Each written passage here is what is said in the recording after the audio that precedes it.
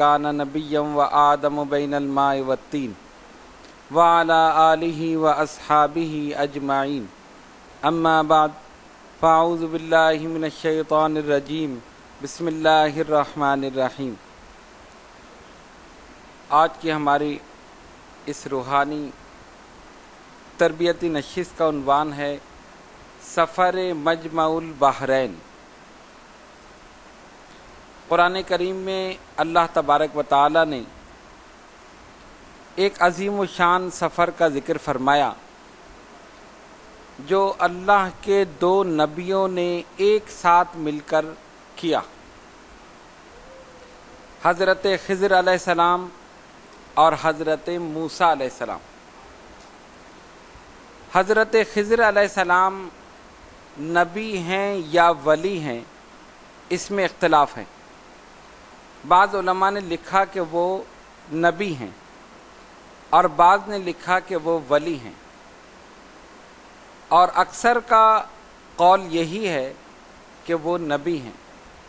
वो ज़िंदा हैं और क़यामत तक ज़िंदा रहेंगे, लोगों की रहनुमाई करते रहेंगे और उन्हें सीधा रास्ता दिखाते रहेंगे। उनका नाम है बलिया और उनकी कुन्नियत अबुल अब्बास और खिज़र के नाम से मशहूर हैं। खिज़र के माना सब्ज़, और उसकी वजह यह है कि वो जिस जगह तशरीफ़ फरमा होते थे वहाँ से सब्ज़ा उगाता था। इस वजह से लोगों ने उन्हें खिज़र कहना शुरू कर दिया और यही फिर उनका नाम मशहूर हो गया। उनके वालिद का नाम मलकान। अब भी मौजूद हैं, क़यामत तक मौजूद रहेंगे, भटके हुए लोगों को सीधा रास्ता अल्लाह के हुक्म से दिखाते रहेंगे।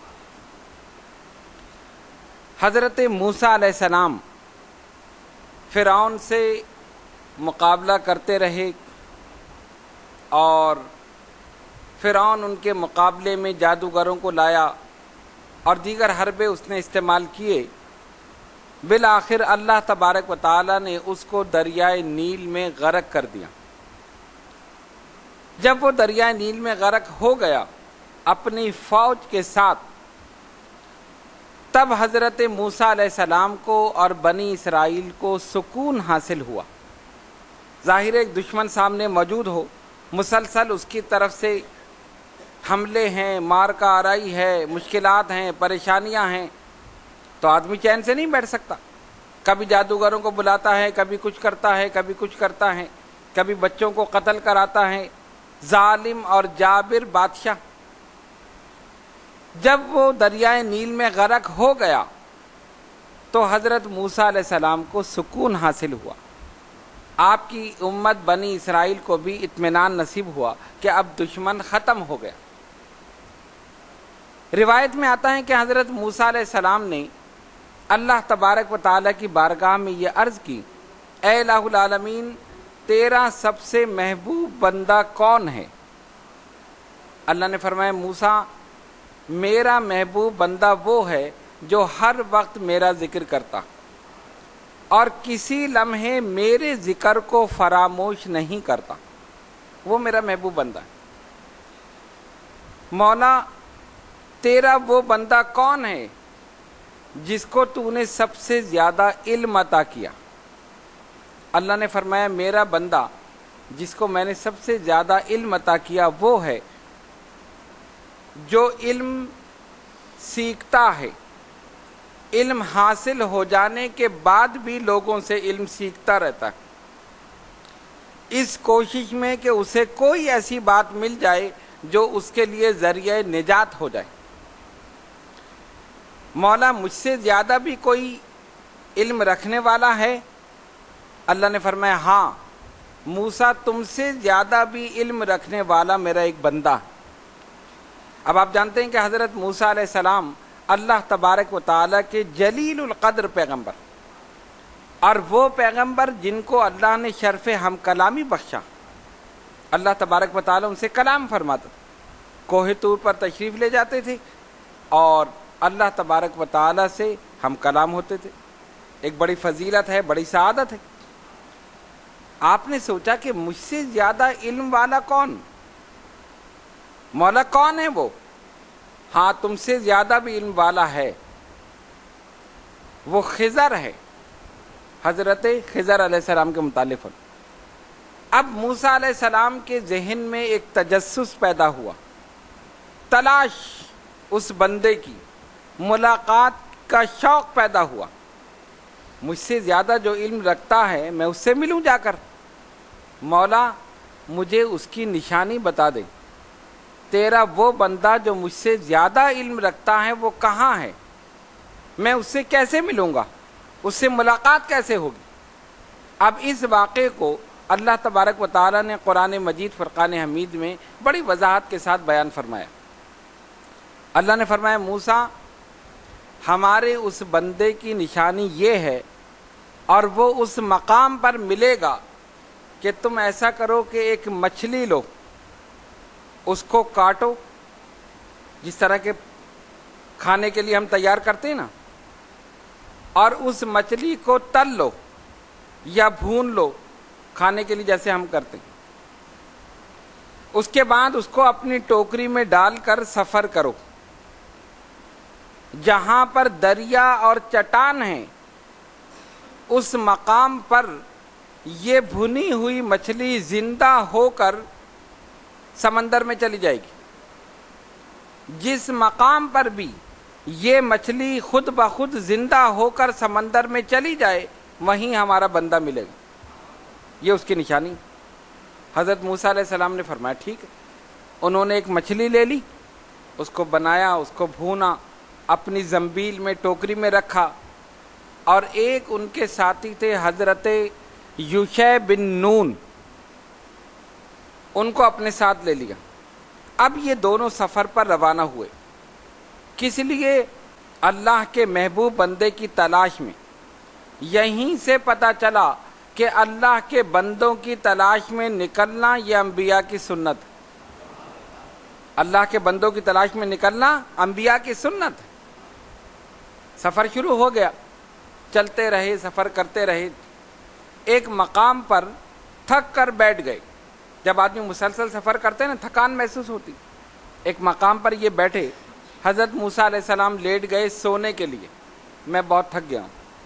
جب یہ سو گئے اسی مقام پر مچھلی زندہ ہو گئی، اور اس نے چھلانگ ماری اور دریا میں چلی گئی۔ یعنی وہ مچھلی جو کٹ چکی، جو تلی جا چکی، زندہ ہو کر اللہ کی قدرت سے دریا میں چلی گئی۔ جب وہ چلی گئی، حضرت یوشع بن نون جو حضرت موسیٰ علیہ السلام کے ساتھی تھے، انہوں نے دیکھ لیا۔ انہوں نے کہا ٹھیک ہے، جب یہ اٹھیں گے میں ان کو بتا دوں گا، کیونکہ حضرت موسیٰ علیہ السلام نے یہ فرمایا تھا کہ اللہ نے فرمایا جہاں یہ مچھلی زندہ ہو کر سمندر میں چلی جائے وہیں ہمارا بندہ ملے گا۔ حضرت موسیٰ علیہ السلام سوتے رہے، کافی دیر کے بعد ان کی آنکھ کھلی، انہوں نے کہا چلو بھئی سفر آگے چلے۔ سفر پر روانہ ہو گئے، یہ پھر روانہ ہو گئے، اور حضرت یوشع بن نون علیہ السلام جو تھے، جو ان کے ساتھی تھے، ان کو بتانا بھول گئے کہ مچھلی سمندر میں چلی گئی زندہ ہو کر۔ اب یہ سفر کرتے رہے، کافی دور نکل گئے۔ جب کافی دور پہنچے، اب حضرت موسیٰ علیہ السلام کو بھوک لگی، تو حضرت یوشع بن نون سے کہا کہ لاؤ بھائی مچھلی لاؤ، ہم کچھ کھا لیں۔ تب ان کو یاد آیا، انہوں نے کہا مچھلی تو ہے ہی نہیں، کہاں گئی مچھلی؟ جس مقام پر آپ سونے کے لیے لیٹے تھے وہیں وہ مچھلی زندہ ہوئی تھی، اور اس نے ایک چھلانگ ماری اور سمندر میں چلی گئی۔ آپ نے فرمایا اللہ کے بندے وہی تو جگہ تھی، اسی کی تو تلاش میں ہم نکلے تھے، اور اللہ تبارک و تعالیٰ نے ہمیں نشانی یہی بتائی تھی کہ جہاں وہ مردہ مچھلی زندہ ہو کر سمندر میں چلی جائے وہیں ہمارا بندہ ہے۔ اب کیا کریں؟ کہا چلو واپس۔ پھر واپس چلے، سفر کرتے اسی مقام پر پہنچے جہاں مچھلی زندہ ہو کر سمندر میں گئی تھی۔ وہیں حضرت خضر علیہ السلام سے ملاقات ہو گئی۔ دیکھا کہ ایک صاحب جو ہیں سفید کپڑا اوڑے ہوئے بیٹھے۔ حضرت موسیٰ علیہ السلام نے جا کر سلام کیا۔ حضرت خضر علیہ السلام نے فرمایا اس زمین پر سلام کرنے والے کہاں سے آ گئے؟ آپ کون ہیں؟ کہا میں موسیٰ ہوں۔ کون سے موسیٰ؟ بنی اسرائیل والے؟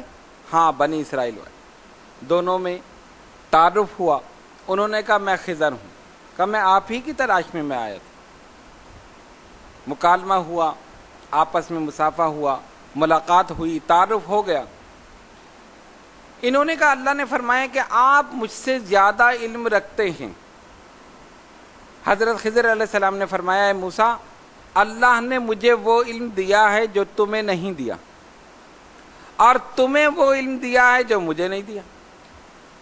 کہنے کا مطلب یہ تھا کہ علم اسرار یعنی علم باطن جو میرے پاس ہے وہ تم نہیں جانتے، اور علم شریعت جو تمہیں دیا ہے وہ میں نہیں جانتا۔ جو میں جانتا ہوں وہ تم نہیں جانتے، اور جو تمہیں علم دیا گیا ہے وہ میں نہیں جانتا۔ انہوں نے کہا نہیں، میں وہ علم سیکھنا چاہتا ہوں جو آپ کو دیا گیا۔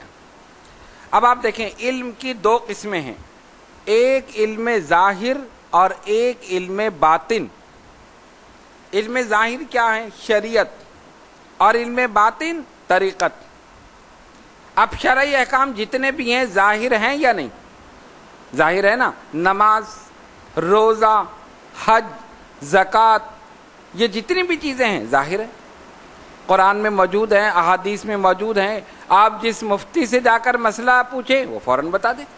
کیوں؟ یہ علم ظاہر ہے۔ لیکن ایک اور علم ہے جس کو علم باطن بلکہ علم سینہ کہا جاتا ہے، جو ایک سینے سے دوسرے سینے میں منتقل ہوتا۔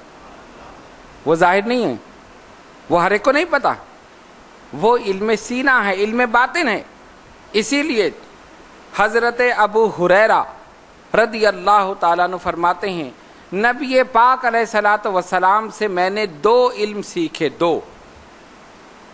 ایک کے لیے مجھے حکم ہوا کہ لوگوں کو سکھا دو، اور دوسرے کے لیے حکم یہ ہے کہ اگر میں وہ کسی کو بتا دوں تو میرا یہ حلقوم کاٹ دیا جائے۔ بتانے کا حکم نہیں، وہی علم باطن، وہی علم اسرار ہے جو سینہ بسینہ منتقل ہوتا ہے اور وہ کسی کو بتایا نہیں جاتا، وہی اللہ تعالیٰ کے راز۔ تو حضرت خضر علیہ السلام نے کیا فرمایا؟ اللہ نے جو علم مجھے دیا ہے وہ تمہیں نہیں دیا، اور جو تمہیں دیا ہے مجھے نہیں دیا۔ تو حضرت موسیٰ علیہ السلام نے فرمایا میں آپ سے سیکھنا چاہتا ہوں، جو علم آپ کے پاس ہے مجھے سکھائیے، مجھے بتائیے، میں آپ کے ساتھ رہنا چاہتا ہوں۔ انہوں نے کہا دیکھو تم میرے ساتھ صبر نہیں کر سکو گے۔ نہیں میں صبر کر لوں گا۔ صبر کر لو گے؟ کہا ہاں بالکل کر لو۔ اچھا ایک بات ہے، جو کام میں کروں اس میں مداخلت نہیں کرنا، بولنا نہیں۔ نہیں ٹھیک ہے میں خاموش رہوں گا۔ تم صبر نہیں کر سکتے؟ نہیں میں صبر کر لوں گا۔ تم بولو گے؟ میں نہیں بولوں گا۔ ٹھیک ہے۔ اب سفر شروع ہو گیا۔ جب یہ بات طے ہو گئی نا، اب سفر شروع ہو گیا۔ اب یہ تین آدمی ساتھ سفر کر رہے ہیں، حضرت موسیٰ علیہ السلام، حضرت خضر علیہ السلام، اور حضرت یوشع بن نون جو حضرت موسیٰ علیہ السلام کے ساتھی تھے۔ اور حضرت یوشع بن نون علیہ السلام کا مزار عراق میں آج بھی موجود ہے، اس فقیر نے اس کی زیارت کی وہاں پر، عراق میں بغداد میں ان کا مزار ہے، حضرت یوشع بن نون علیہ السلام۔ اب یہ تینوں روانہ ہو گئے، تو وہ جو سمندر تھا اس کے ساتھ ساتھ چلنا شروع ہو گئے، چلتے رہے، سفر کرتے رہے۔ ایک کشتی نظر آئی، انہوں نے اشارہ کیا، وہ کشتی والا لے آیا کشتی، بہت بڑی کشتی تھی، تینوں اس میں سوار ہو گئے۔ کشتی کا جو ملاح تھا یا کپتان تھا، اب ظاہر ہے آپ اگر سفر کریں تو وہ آپ سے پیسے لے گا نا، کہ بھئی میں آپ کو اس مقام سے اس مقام تک لے جا رہا ہوں، اتنے پیسے ہوں گے۔ آپ یہاں پر کیواڑی پر جا کر دیکھ لیں، کوئی فری میں نہیں بٹھائے گا آپ کو، چاہے وہ چھوٹا اسٹیمر ہو یا کوئی بڑی کشتی ہو، بڑا جہاز ہو، پیسے لے گا۔ یہ تینوں حضرات جب اس میں سوار ہوئے، اس کپتان نے ان سے کوئی اجرت نہیں لی، کرایہ نہیں لیا کہ بھئی میں آپ کو ادھر سے ادھر پہنچا رہا ہوں، مجھے اتنے پیسے چاہیے، کچھ نہیں کہا، بالکل فری بیٹھے رہے۔ جب سفر ختم ہونے لگا، یعنی ایک کنارے سے دوسرے کنارے پر پہنچنے لگے، تو حضرت خضر علیہ السلام نے کیا کیا، اپنا جو تھیلا تھا وہ کھولا، اس میں سے کلہاڑا نکالا اور نکال کر زور سے اس پہ مارا کشتی پر. اس کا ایک تختہ نکل گیا. انہوں نے اس تختے کو کھینچ کر نکالا اور سمندر میں پھینک دیا. اب اچھی خاصی کشتی جو تھی وہ عیبدار ہو گئی. پہلے اس میں کوئی عیب نہیں تھا نا, بالکل صاف ستھری صحیح سلامت تھی. انہوں نے کلہاڑے سے مار کر ایک تختہ نکالا اور اس کو اٹھا کر سمندر میں پھینک دیا. اب موسیٰ علیہ السلام نے دیکھا, ان کو فوراً غصہ آ گیا. ارے آپ نے یہ کیا کیا؟ اچھی خاصی کشتی کو عیبدار بنا دیا. انہوں نے تو ہم سے پیسہ بھی نہیں لیا, اس بیچارے نے ہم سے پیسہ بھی نہیں لیا, اور آپ نے اچھی خاصی کشتی کو عیبدار بنا دیا, تختہ نکال کر پھینک دیا. کیوں؟ فرمایا انک لن تستطیع معی صبرا, تم میرے ساتھ صبر نہیں کر سکتے. میں نے کہا تھا نا تم بولو گے. اچھا نہیں اب نہیں بولوں. نہیں بس تمہارا راستہ الگ میرا. نہیں میں اب نہیں بولوں گا انشاءاللہ. میں نے کہا تھا جو میں کرتا رہوں خاموش دیکھتے رہو, بولنا نہیں ہے. انہوں نے کہا ٹھیک ہے خاموش ہو گئے. اب سمجھ میں نہیں آیا کہ کیوں کیا. انہوں نے تو ہمارے ساتھ احسان کیا, انہوں نے تختہ نکال کے پھینک دیا. خیر پھر آگے چلے, دیکھا کہ ایک بچہ جو اپنے والدین کا اکلوتا بیٹا تھا, ایک ہی بیٹا, حضرت خضر علیہ السلام نے اسے دیکھا, اس بچے کو پکڑا, اس کا گلا دبا دیا. گیا ظاہر گلا دبا دیا, مار دیا اس کو, زور سے پٹخا, وہیں ختم ہو گیا. اب انہوں نے دیکھا یہ کیا کیا آپ نے, ایک جان کو بغیر کسی وجہ کے آپ نے قتل کر دیا. اس نے کیا کیا تھا؟ اس نے کس کو مارا تھا جس کے بدلے آپ نے اس کو مار دیا؟ آپ نے تو بہت برا کام کیا. میں نے کہا تھا تم بولو گے بیچ میں. اچھا نہیں اب نہیں بولوں. کہا نہیں, میں نے کہا تھا تم صبر نہیں کر سکو گے. انک لن تستطیع معی صبرا, میرے ساتھ تم صبر نہیں کر سکتے. میں جو کچھ کروں تمہیں بولنا نہیں ہے, دیکھتے رہو, زبان خاموش رہے, بولنا نہیں ہے. اب ظاہر تجسس پیدا ہوتا ہے نا, ہمارے سامنے بھی اگر کوئی کسی کو مار دے تو غصہ آئے گا نا, بھئی یہ کیوں کر دیا, اس بیچارے نے کیا کیا تھا. لیکن اب مسئلہ یہ ہے کہ بولنا نہیں ہے, جو میں کروں کرتے رہنے. شرط ہی یہی تھی سفر کی. اب پہلے ہی کہہ دیا تھا تم صبر نہیں کر سکو گے. انہوں نے کہا نہیں میں صبر کروں گا. اب دو واقعات ہو گئے, پھر خاموش, پھر سفر شروع ہو گیا. چلتے رہے. اب یہ پہنچے ایک گاؤں میں, اور جو تیسرا واقعہ ہے وہ ہم آپ کو گزشتہ نشستوں میں سنا بھی چکے ہیں. وہاں پہنچے, گاؤں والوں نے ان کی کوئی مہمان نوازی نہیں کی. جیسے کوئی مہمان آتا ہے نا, پوچھے آپ اتنی دور سے آئے ہیں, آپ کچھ کھا پی لیں, کچھ کر لیں, کچھ نہیں.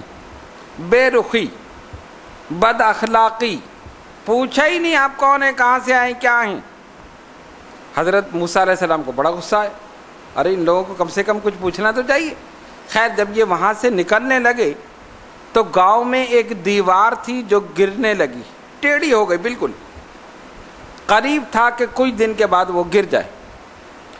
حضرت خضر علیہ السلام نے اسم اعظم پڑھ کر اس دیوار کو درست کر دی. اس کو ہاتھ لگایا, اس کو درست کر دی.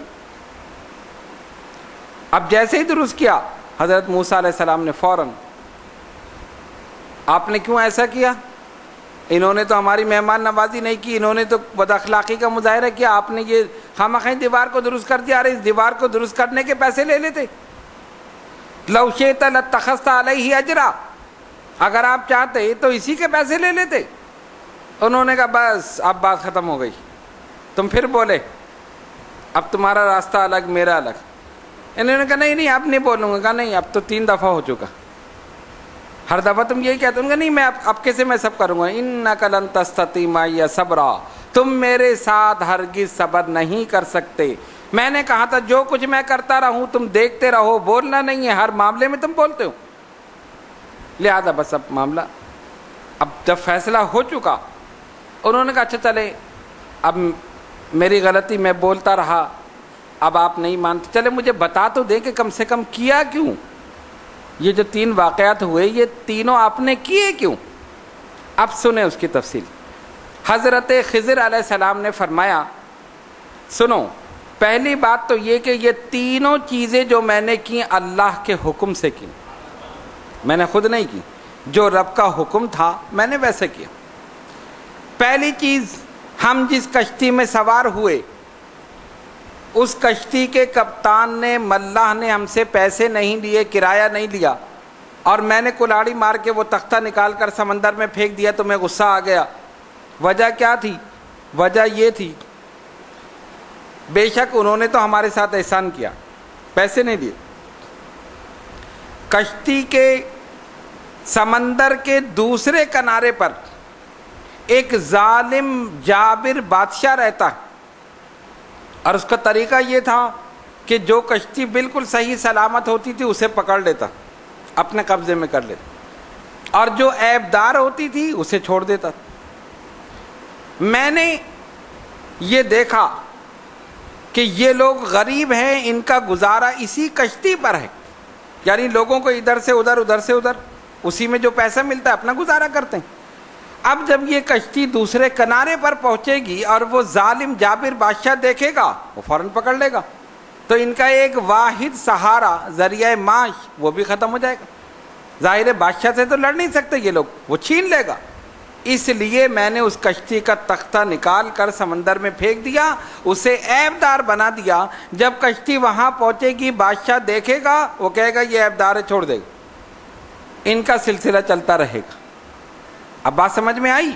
انہوں نے کہا ہاں یہ میں نے اللہ کے حکم سے کیا، میں نے خود تھوڑی کیا، ہاں مجھے علم ہو گیا، اللہ کی طرف سے مجھے یہ علم دیا گیا، مجھے پتہ چلا کہ ایسا ہو رہا ہے، اس وجہ سے میں نے وہ تختہ نکال کر پھینک دیا، کشتی کو عیب دار بنا دیا۔ اب ہوگا یہ کہ جب کشتی وہاں پہنچے گی، بادشاہ جو کشتیوں کو پکڑ رہا ہے وہ دیکھے گا یہ عیب دار ہے، چھوڑ دے گا، ان غریبوں کا سلسلہ اسی طرح چلتا رہے۔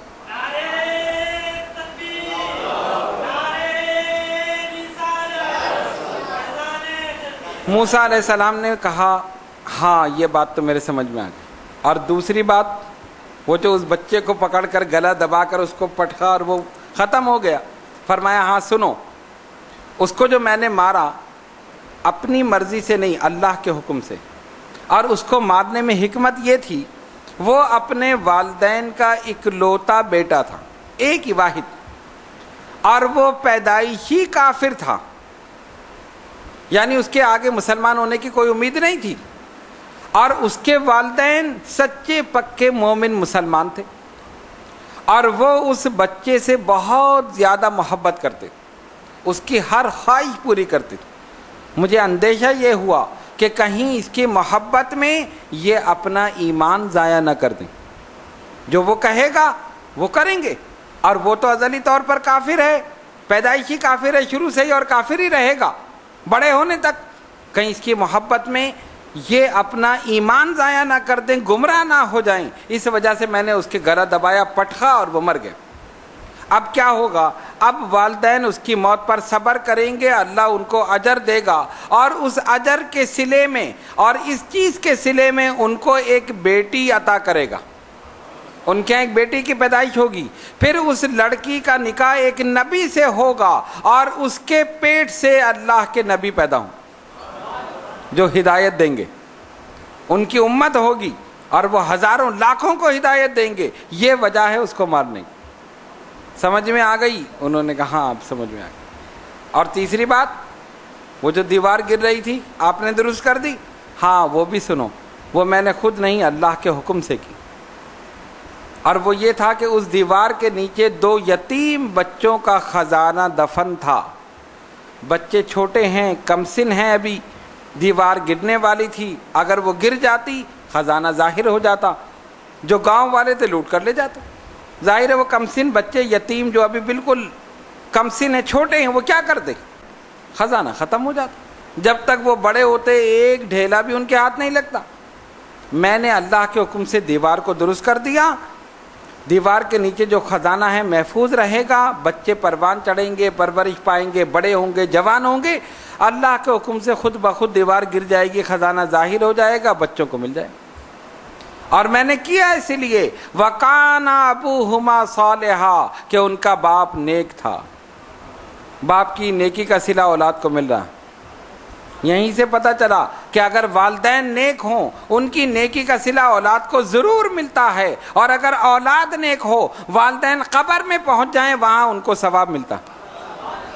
اس لیے کہ والدین کی تربیت کی وجہ سے وہ نماز پڑھ رہا ہے. باپ مر چکا، قبر میں پہنچ چکا، بیٹا دنیا میں نماز پڑھ رہا ہے، قبر میں باپ کو ثواب مل رہا. یہ اللہ تبارک و تعالیٰ کی شان ہے. یہ اس نے ہم گناہ گاروں کو بخشنے کے طریقے بنائے ہیں کہ باپ نیک ہے تو صلہ اولاد کو مل رہا ہے، اولاد نیک ہے تو صلہ والدین کو مل رہا. ایک دوسرے کی وجہ سے بخشش کا سامان ہو رہا. یہ بھی بخشا گیا، وہ بھی بخشا گیا، ساری امت بخشی. یہ اللہ تبارک و تعالیٰ کا کرم ہے اور صدقہ ہے جناب محمد الرسول اللہ صلی اللہ علیہ وسلم.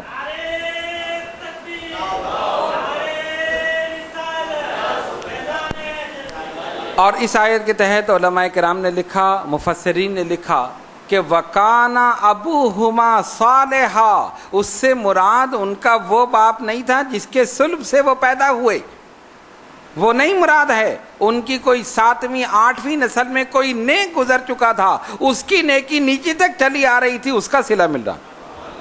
غور کرو اللہ کا کرم کتنا ہے کہ پوری نسل میں کوئی ایک نیک ہے، اس کی نیکی چلی آ رہی اور اس کا صلہ مل رہا. تو جس کا حقیقی باپ نیک ہو اس کو کتنا صلہ ملے گا، اس پر کتنی رحمتیں ہوں گی اور اللہ کتنی برکتیں نازل کرے. اسی لیے کہتے ہیں نیکی کبھی ضائع نہیں ہوتی. چھوٹی سے چھوٹی نیکی، ادنا سے ادنا نیکی آپ کو ملے آپ کر لیجئے، ضائع نہیں ہوتی. اللہ تبارک و تعالیٰ ایک چھوٹی سی نیکی کا صلہ بھی ملتا ہے، چھوٹی سی نیکی کا صلہ بھی دیتا. ہم تو یہ تو معمولی بات ہے، چھوڑ دو، کوئی بڑا کام کریں گے. بڑا کام نہیں، چھوٹے چھوٹے کام کرتے رہو، یہی رائی کا پہاڑ بن جائے گا. یہی ذرے جمع ہوں گے تو پہاڑ بن جائے گا. چھوٹی سے چھوٹی نیکی ملے کر لیجئے. یہ اللہ تبارک و تعالیٰ کا کرم ہے. اس سفر مجمع البحرین سے بہت سی چیزیں ہمیں پتہ چلی. پہلی چیز، اللہ کے بندوں کی تلاش میں نکلنا یہ انبیاء کی سنت. حضرت موسیٰ علیہ السلام کو پتہ چلا نا، مجھ سے زیادہ کوئی علم رکھتا ہے، مجھے اس سے ملنا چاہیے، مجھے اس کے پاس جانا چاہیے. اچھا دوسری بات کیا ہے، علم کے معاملے میں کوئی بھی کبھی بھی حرف آخر نہیں ہو سکتا. کوئی کتنا ہی علم حاصل کر لے، دین کا یا دنیا کا، یہ نہیں کہہ سکتا کہ اب میں مکمل ہو گیا، میں نے سارے علوم حاصل کر لیے. کبھی نہیں کہہ سکتا. اللہ نے ایک کے بعد ایک علم والا رکھا ہے اور ایک کے اوپر دوسرا علم والا رکھا. موسیٰ علیہ السلام نے سمجھا کہ میں سب سے زیادہ علم والا ہوں. اللہ نے فرمایا موسیٰ میرا ایک بندہ ایسا ہے جو تم سے زیادہ علم رکھتا.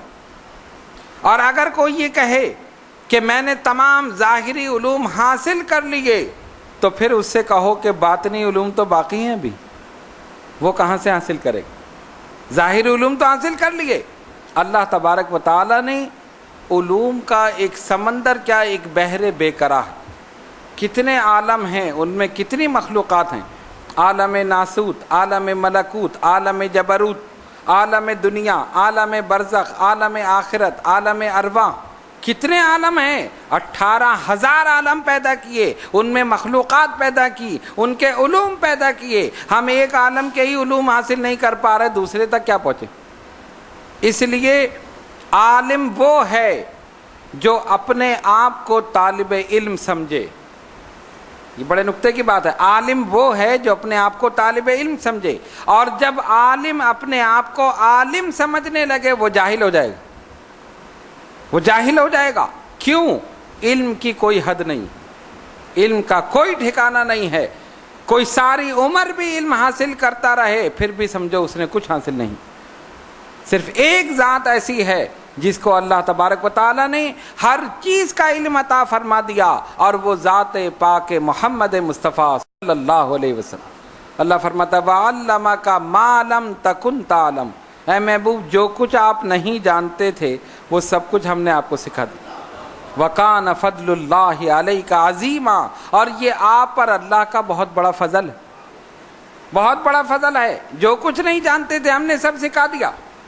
اب دیکھیں نا، بہت سی چیزیں ایسی ہیں، علم اسرار جو ہیں، جو پوشیدہ ہیں، وہ کوئی نہیں جانتا. آپ سن چکے ہیں مولانا روم کا واقعہ.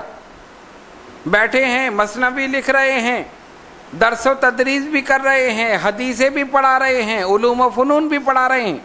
حضرت شمس تبریز پہنچ گئے. مولانا کیا کر رہے ہو؟ انہوں نے دیکھا ارے یہ پھٹے پرانے کپڑے پہنا ہوا، اس کے بال گرد سے اٹے ہوئے، اس کی داڑھی پر گرد و غبار، یہ کیا سمجھے گا؟ یہ کیا ہے؟ حضرت شمس تبریز رحمۃ اللہ علیہ نے پوچھا یہ کیا ہے؟ مولانا کیا کر رہے؟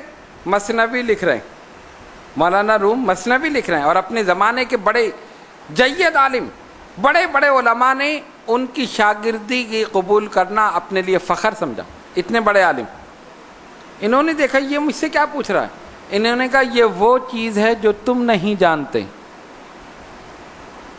فارسی میں اس زمانے میں فارسی زبان تھی، انہوں نے کہا این چیز یہ کیا ہے؟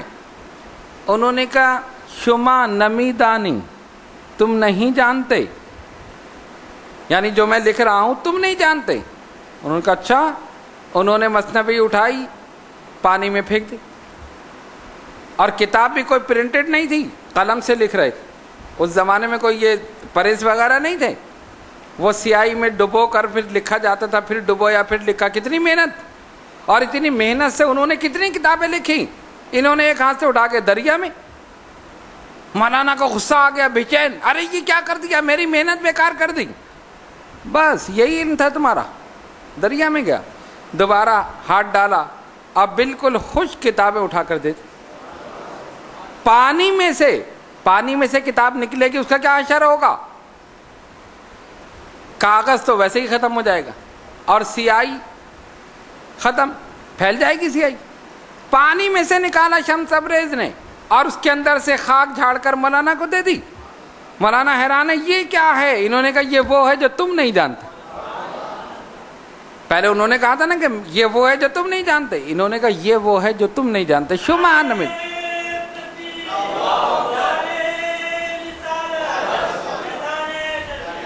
شما نمی دانی، یہ وہ ہے جو تم نہیں جانتے۔ مولانا حیران ہو گئے، اپنی پگڑی اپنا ماما اتار کر پھینک دیا، اور شمس تبریز آگے جا رہے ہیں، ننگے پیر ننگے سر، اپنے زمانے کا سب سے بڑا عالم ایک مرد قلندر کے پیچھے جا رہا۔ وہ سمجھ گئے کہ میں نے جو کچھ حاصل کیا تو کچھ بھی نہیں ہے، اصل تو یہ ہے۔ کیا مطلب؟ پہلے علم ظاہر کے سب سے بڑے عالم تھے، اور علم باطن کے عالم کو دیکھ لیا، اس کے پیچھے پیچھے روانہ ہو، ان کی غلامی اختیار کر لی۔ ایک جھلک دکھا دی، بس ایک جھلک دکھا دی، تم کیا یہ لے کر بیٹھے ہو؟ تم نہیں جانتے کہ ہاں یہ وہ ہے جو تم نہیں جانتے۔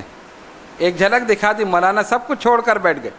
لوگوں نے کہا اس دیوانے نے، مجذوب نے ہمارے استاد کو گمراہ کر دیا، دیکھو ہمیں پڑھاتے تھے وہ، انہوں نے پڑھائی چھوڑ دی۔ ارے جب جلوہ نظر آ گیا تو پھر وہ اس چیز کو کیا دیکھیں؟ جب باطنی آنکھ کھل گئی تو یہ ظاہری چیزیں کیا دیکھیں؟ جب انہوں نے یہ دیکھ لیا، پکار اٹھے، مولوی ہرگز نہ شد مولائے روم، تا غلامی شمس تبریزی نہ شد۔ مولانا روم نے فرمایا مولوی نہیں بن سکتا جب تک شمس تبریز کا غلام نہ ہو جائے۔ خود کہہ دیا۔ دیکھ لیے جھلک، پتہ چل گیا کہ کوئی علم میں حرف آخر نہیں، سب طالب علم ہیں، کتنا بڑا عالم ہو جائے وہ بھی طالب علم، ساری عمر علم حاصل کرتے رہو پھر بھی علم کی حد نہیں ہے۔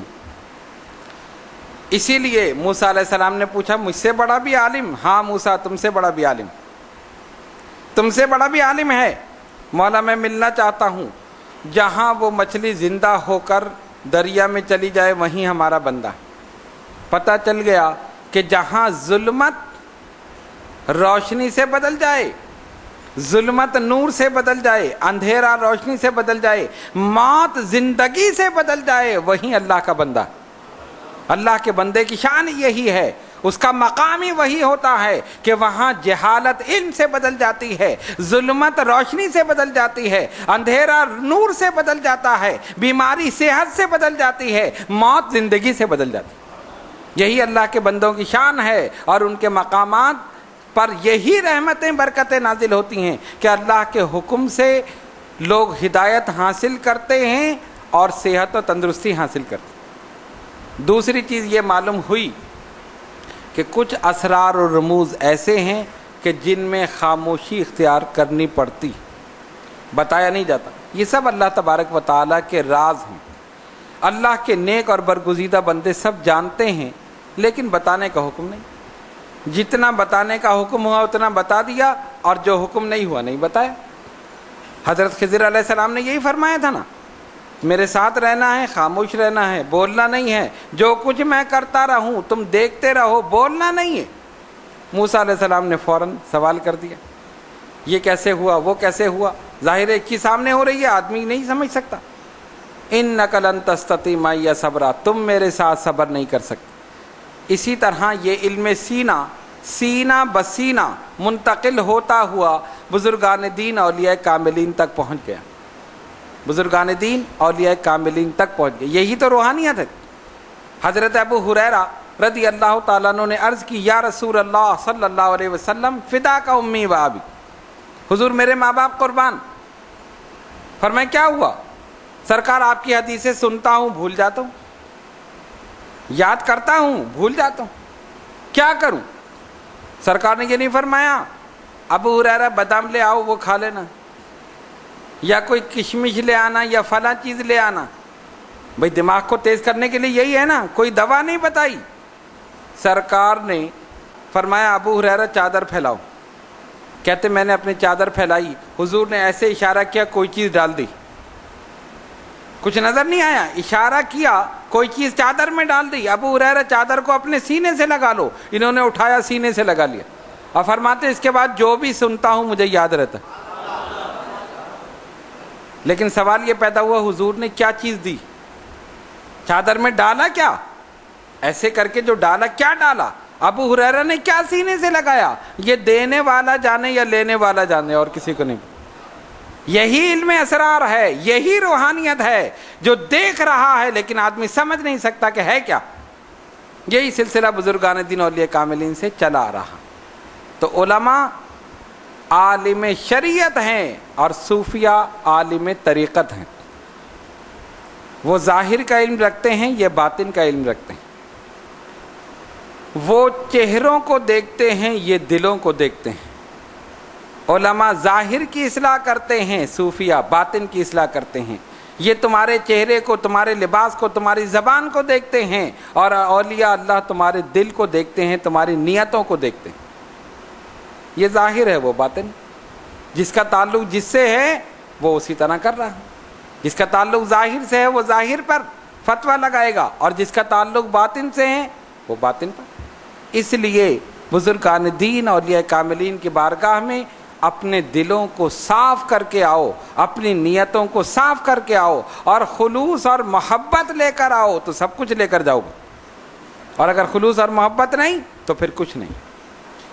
اس سفر مجمع البحرین سے ہمیں یہ پتہ چلا کہ اللہ تبارک و تعالی نے ایک علم والے پر دوسرا علم والا رکھا ہے، فوق کل ذی علم علیم، ایک کے اوپر ایک، حرف آخر کوئی نہیں کہ میں سب سے بڑا عالم، ایک کے اوپر ایک رکھا، اور یہ بتا دیا کہ علم کی کوئی حد نہیں ہے، اور علم ظاہر ہے، اس کے بعد علم باطن۔ حضرت موسیٰ علیہ السلام نے اسی علم کو حاصل کرنے کی کوشش کی، حضرت خضر علیہ السلام نے ان کو بتایا، اس کے بعد دونوں کے راستے جدا جدا ہو گئے، لیکن حضرت خضر علیہ السلام زندہ ہیں، بزرگان دین اولیاء کاملین سے ملاقات کرتے ہیں۔ ہمارے سلسلہ اشرفیہ کے بانی حضرت مخدوم سمنانی سید اشرف جہانگیر سمنانی رحمۃ اللہ علیہ فرماتے ہیں کہ مجھے حضرت خضر علیہ السلام نے ذکر کی تعلیم دی، اور حضرت شیخ علاء الدین گنج نبات رحمۃ اللہ علیہ مخدوم سمنانی کے پیر و مرشد، جب مخدوم سمنانی وہاں پہنچے ہیں تو انہوں نے فرمایا فرزند اشرف، جس وقت تم شہر سمنان سے چلے تھے اس وقت سے آج تک حضرت خضر علیہ السلام نے 70 مرتبہ مجھے بشارت دی ہے کہ ایک شہباز سمنان سے پرواز کر چکا ہے، سارے مشائخین نے اپنے جال بچھا دیے ہیں، لیکن میں اس کو آپ کی بارگاہ میں لا رہا ہوں۔ تو حضرت خضر علیہ السلام کا کام یہی ہے کہ وہ بزرگان دین اولیاء کاملین کے ساتھ ہوتے ہیں، ان کو بشارتیں دیتے ہیں، ان کی مدد فرماتے ہیں، اور جو لوگ گمراہ ہوتے ہیں ان کو ہدایت دیتے ہیں، اور سالکین کی رہنمائی فرماتے ہیں، عارفین کی رہنمائی فرماتے ہیں، کاملین کی رہنمائی فرماتے ہیں، عاشقین کی رہنمائی فرماتے ہیں، اور جتنے بزرگان دین اولیاء کاملین ہیں ان سب کی اللہ کے حکم سے رہنمائی فرماتے ہیں، ان کو بشارتیں دیتے ہیں۔